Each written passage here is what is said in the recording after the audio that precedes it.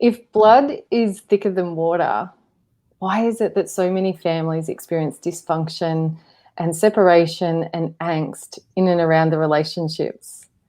I'm Andrea Gullick.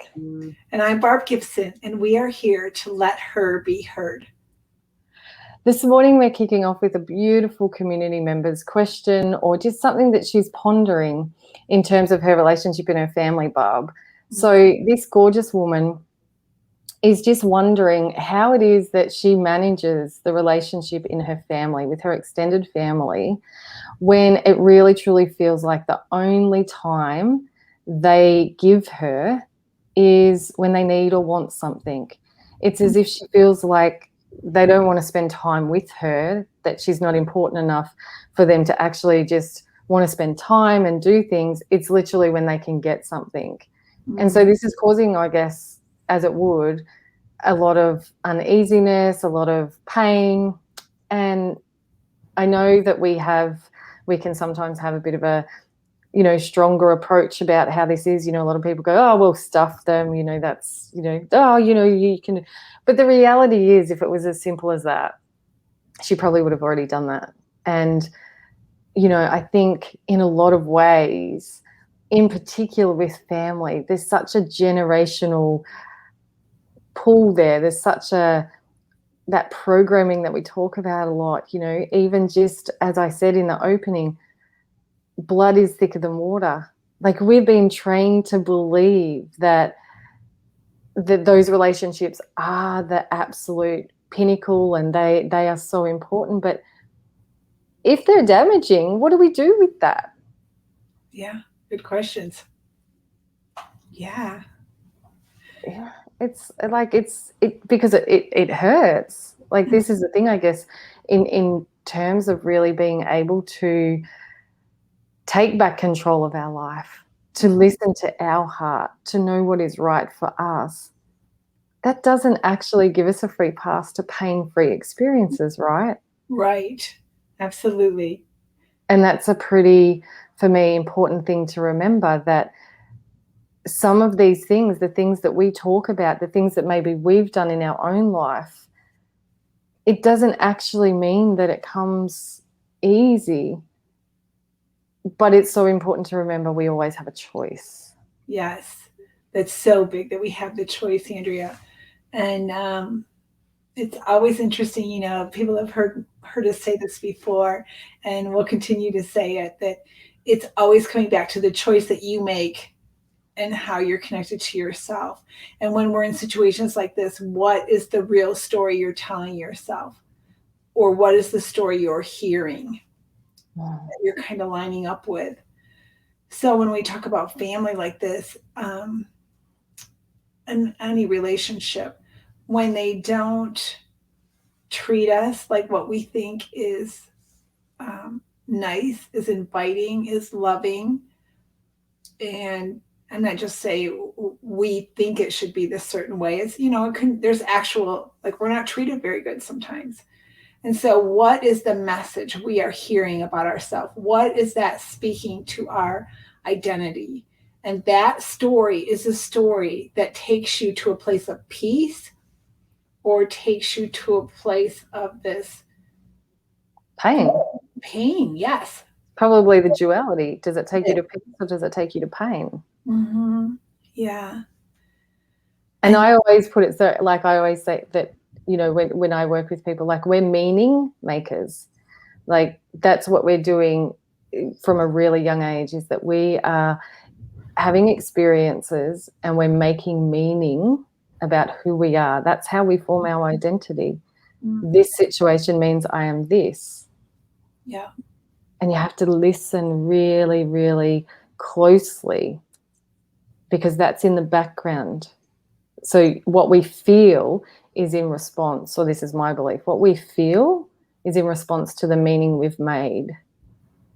And if we make the meaning that is who they are, but this is who I am, we probably come to a place of peace. Yeah.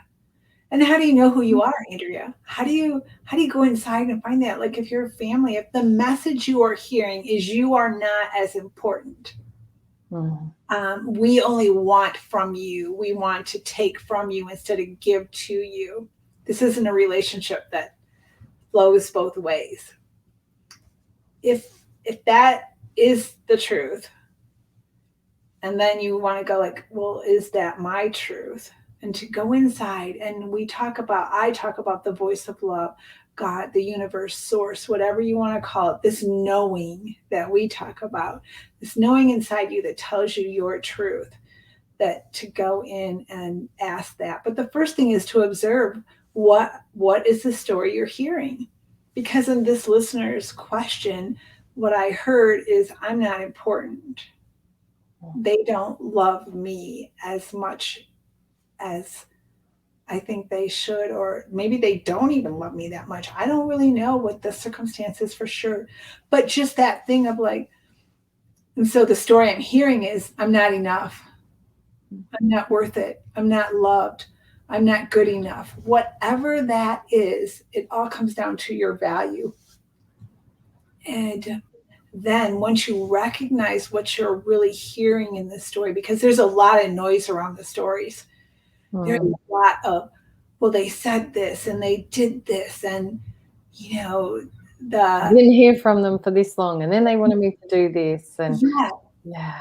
There's a lot of noise around the story, but if you sit for a moment and hear, this is what I feel. I haven't heard from them for a month or whatever. They only called when they wanted money. Keep going with yourself and asking, so I'm only in their life for money. And we heard it in her question, but I want to make sure that she hears it. Does she really hear the story she's telling herself? It might be the same story they're saying, but what is the story you're telling yourself? And then go inside and ask your truth. And because this feels discomfort, and there's, I hear maybe some anxiousness or some sadness or some anger, disappointment, whatever the emotion is, that emotion tells you you are not lined up with your truth. And don't hear me saying that get lined up with your truth. I'm saying that is an opportunity. That is a window for you to listen to your soul and go like, oh, I do matter. I do make a difference. I am important. Just because that's how they're treating me, that doesn't mean that's who I am. And believe me, I get it. This is hard. Like you're saying, this is family. This is blood. Sometimes the very people that we crave to be in community. We crave to be accepted and loved by the people that, we are told this is your family. Your family is supposed to love, right? Everybody doesn't. And what do we do with it when they don't? And that's what we're going to be talking about today. And I think that's like when you probably go into the mechanics of humanness, is that there are stories tied to, if our family can't love us, if our family can't see us, then how on earth does anybody else in the rest of the world? It's kind of like it's such a core wound in there for so many people that really does have a flow-on effect in other areas of their life, because if we aren't important enough for our flesh and blood, but that's not the true question here, is it? When we get to this point of understanding, as it, maybe that question. I love that question, Andrea, because is that what this listener or any of our listeners, is that the story? Well, if my own family doesn't care, if they don't think I'm enough, does anybody think I'm enough? That's where it's so important to keep going with your questioning your own story. Like, what does that say? So I'm not enough. What does that mean? And does that mean nobody loves me? Does that mean, so you have to keep going in and asking, what does that mean? And it's really important. And so I would really encourage this listener to just keep asking, and then, maybe even stop and write it out some. Like, what does that mean if mom responds to me like that? What does that mean if my sibling treats me this way? what does that mean to me? I keep asking that question. And what usually comes out is what we always talk about, is that value, your own worth. And I think that's the thing, isn't it? It's shared many a time that really what we would want to try to uncover, or what I think, and what's at the very bottom of this self-exploration, and getting through the stories, and getting through what our value is, and getting through right down into the depths of it, is, can we get to a point of knowing that we are enough, Yeah. regardless of anybody else in our environment, any situation? Can we get to the point of that true knowing that despite the messages I might be sending, despite the stories I've listened to, despite the way I've felt for 30, 40, 50, 60 years, do I value me and my heart and my truth enough to know who I am? Because if you don't have to do that. But if you don't, the pain you're experiencing, the disappointment, the anger continues. Mm-hmm. If you don't go in, because you have no control over, we can beg, we can be mad, we can throw fits, we can withdraw. They don't get access to us. We can do all that stuff, but if we don't do it from a heart, a space of knowing that we're okay with, excuse me, we're okay without their interaction, without them changing, it'll be it's tough, and it can last for years. And we just, Andrea and you and I have experienced so much freedom in this area, of the freedom of knowing who we are. And we don't live in that pain, constant pain. Does it happen? It happens. What You can never control what's happening outside you and how other people are going to respond, but your response is what you can control. And the faster you can get back to feeling safe, feeling comfortable with who you are, knowing that no matter what anyone says or does, I still know I'm worth it. That's where your peace is. That's where the joy, I call it abundant joy, starts happening in your life. And that's freedom, isn't it? Like, that to me is absolute inner freedom, that when we can allow the outside world to be and do whatever it's going to do, whether that's people, whether that's experiences, because pain and discomfort can happen in a range of different ways. We know this, Barb. But how rock solid can we be in terms of when the storms come? How far do we get blown off course, or can we anchor down into our truth of knowing that we're a good person, that we're a loving person, that we're an accepting person, whatever it is we believe our values are? And we spoke about this the other day, Barb, but this rings so true for me, is that if we are waiting for the external to ripple love and acceptance and all of those things to us, so our heart can feel true and a sense of belonging and all of those things, we're going to constantly face situations that don't prove that. When we're waiting for the proof out there, it really is about committing to ourselves with love, with compassion, with patience, with kindness, that when in here, then that ripples out there.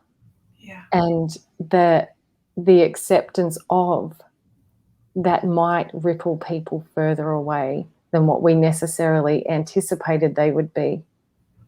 And can we be okay with that? Yeah. Can we be okay with breaking those? Yeah. I love this about our show, Andrea, because we are not here to say, well, you should tell them this. Well, just tell them to get lost, or tell them that is not right, or you demand they treat you this way. And I caution our listeners to, when you ask for external advice, when you looking for outside input into this, if somebody isn't turning you into yourself, turning you back to like, what is this really saying to you? Um, I caution you not to go there because we're really good at getting on the bandwagon. That was terrible that they did that to you. How could they do that? You know, we're really good at getting on that bandwagon. But you feel good for the moment that somebody you felt seen and heard and somebody got that you were hurt. And we will go there on that with you. We agree that some ways we're treated is not right, but we can't stay there. And you and I, and this Let Her Be Heard is about empowering ourselves, taking back our power. And it doesn't happen fast. This listener may have been experiencing this for years.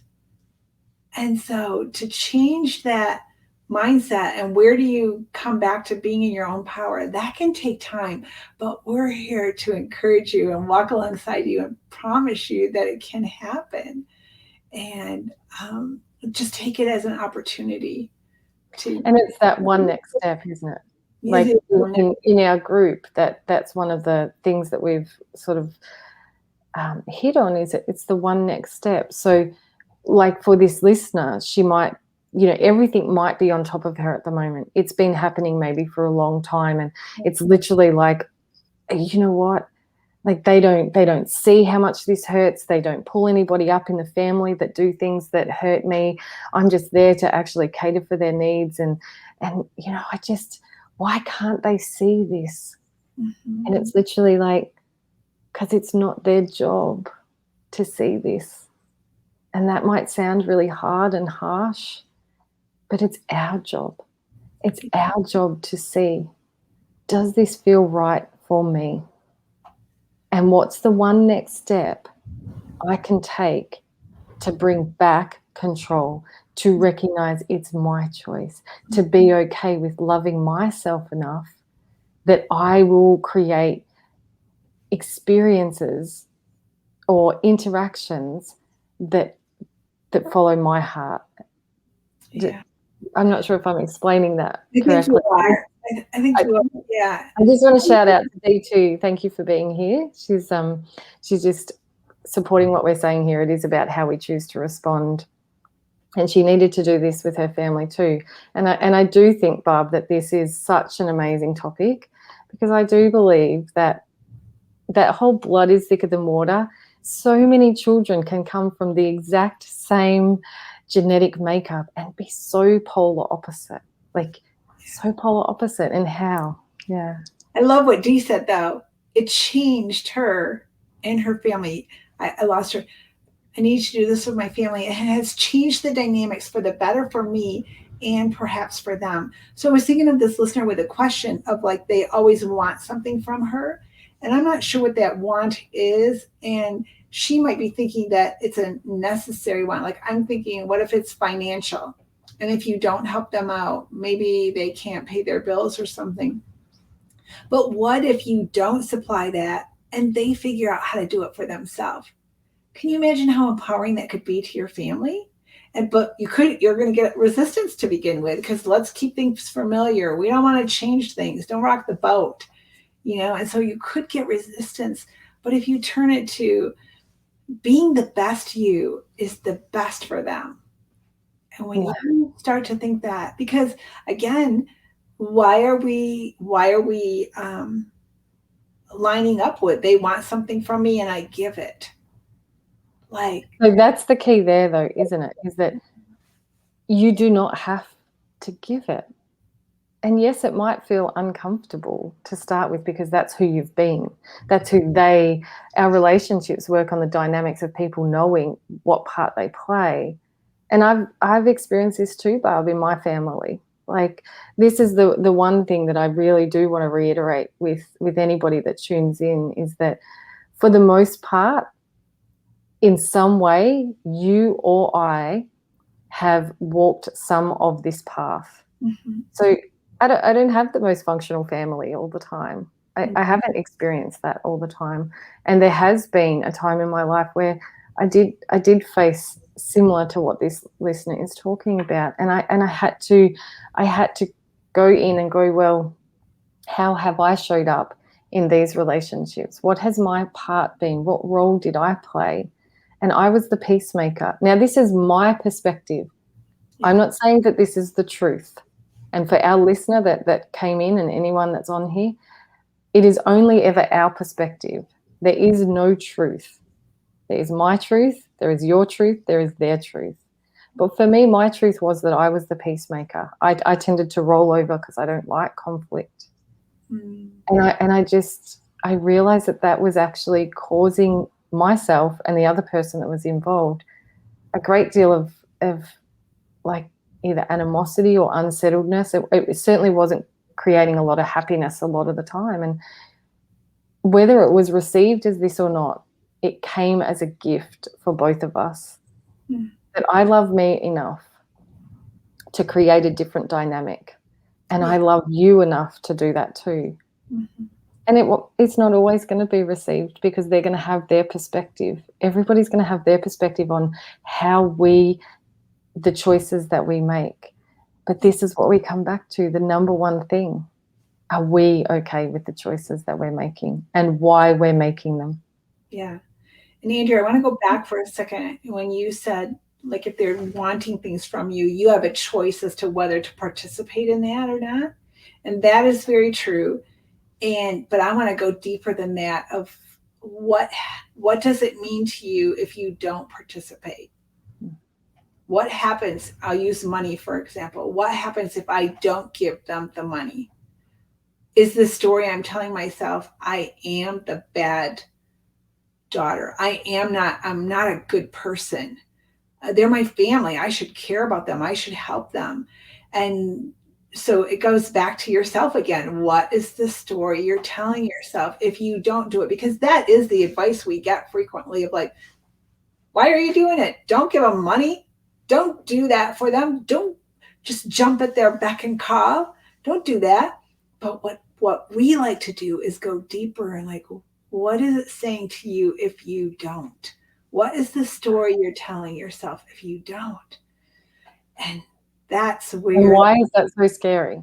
So if the story is that I'm the bad daughter because I'm not giving money, what scares you about that? Mm-hmm. What is the fear around that being? Well, first of all, I ask, is that really my truth? Am I really the bad daughter? Am I really withholding for malicious reasons or something? Am I trying to control something about them? But check with your truth. What is my part? Is there a part of me that needs to respond different? But if you hear that, no, your heart is good, your intention is good. If you hear that, then like, okay, what if that is okay? And the best thing for them is that I do pull back and I don't jump it when they say jump. And so it's all about. My question to you is because we know that this has been your way of life for quite some time now, Barb. Mm-hmm. So what if someone says, I don't know what my truth is? Like I am so overwhelmed and run down and feel like I don't even know what my truth is, Barb. What do you mean? Yeah. Yeah, so that touches my heart really deeply because so many of us don't know our truth because we don't give ourselves permission to listen to it. And what I mean by that is, I believe we really do know our truth, but it's in a split millisecond of a second that you deny it. Like, I'll just take, I do this thing of looking in the mirror into my own eyes. And I ask, what is my truth? Am am I like for this situation? I would say, am I a, a bad person? Am I doing something wrong here? And when you look into your eyes, you're going to hear something. But we are so programmed to think the negative that the positive, the reinforcement of who you really are, we dismiss it so quickly. So, I've been a taxi driver before. And in the taxi, we would ask questions like this. And I would say, tell me the split thing. Because if I say, Andrea, um, are you beautiful? And your first response, I'll guarantee your first response is yes, but you're like, well, I don't know if it's okay to say that. Mm. Everybody's gonna, what's everyone gonna think if I think I'm beautiful? Who does she think she is? Those, it, the conversation that I just had was much longer than what happens in your head really quickly, isn't it? And so we are so programmed to not think too much of ourselves, not think we're all that. And oh, my friends, when you think you're all that, you, you just glow. That's freedom. It's peace. Do I have to ask myself that stuff a lot? Yeah, I do, but I'm able to come back to it centered very well. So how do you do that if you're not used to hearing it? It's you just start with a small step. You just start like because this listener wrote this, this already tells me that she thinks she's a good person. And She, that's the key, isn't it? That's the key, is that is the one next step, is to actually reach out and say, this is something I'm really not, like, I'm struggling with. Or the people that are tuning in, we've got someone that's a Facebook user with love hearts, which means that this is resonating. They're hearing themselves, and maybe in the beginning they will hear it through our words, Barb. yes. We are the conduit of, at the moment, for people. That's really, well, that's the place that I want to be. That's, it's not about, these are the steps. There are no steps. There is your way in your time and what feels good and right for you. And we're just that conduit of, can you hear? Because we've talked about this often, Barb. Like, you and I, we have a very similar message, but it's delivered in a different way. We both have our different perspectives. We both have our different insights. And there's 7 billion people on this planet, and there's 7 billion different ways to know who we are. But what it comes back to is that is the key. The key is, can you hear your own heart? Do you know who The you key is, are? will you give yourself permission to believe your own heart? I'll stand on that because we do know it. Will you give yourself permission to believe that you are as amazing as you are? We're created in this image of this life force energy that breathes us, that created us. And I call it love. You see it in nature. You see it all around you. It's it it's like it goes. It's amazing if we let it be. If we'll believe it, and will you choose? Will you give yourself permission to believe you are as amazing as you are? Because I promise you, when you do that, things will start changing. And we are here to keep saying that over and over. You are amazing. You are worth it. You are so loved. And there's nothing that can break that. There's nothing that can stop that except you. There's Yeah. no external circumstance. There's no family member. There's no situation in life, no matter how tough it gets, that can break that except you. And so that is my cry is, will you let the little one, the voice inside you that's trying to tell you you're amazing. And how do you know that voice is trying to tell you? Because we have listeners who are disturbed by these situations they have. And I get it, but it's simple, but it's not easy to come back to this truth. And so we're all about walking beside you until you can do it. For myself, I have this saying that people say, she believed in me until I believed in me.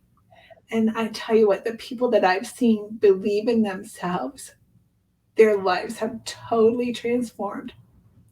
They're powerful, they're peaceful, they're content, they have gratitude for life. They don't let things slow them down.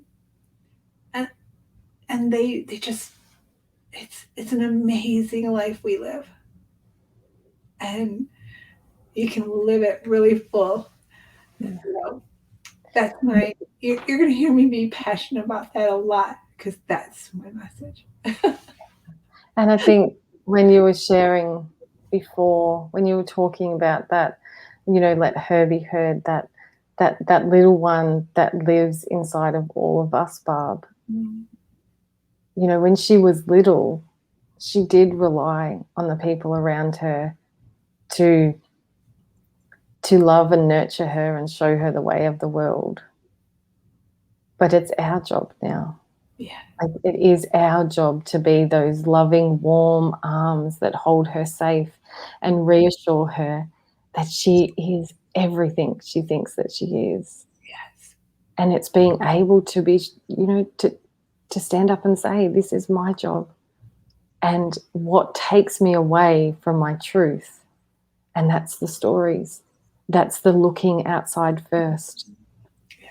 Look inside, listen inside, and then let that ripple out and watch how things change. The peace, like, I keep coming back to that. That is one of your all-time favorite words. That's your key indicator. It's peace or it's pain. And that's how simple it is, isn't it? Is Yeah. this experience bringing me peace or pain?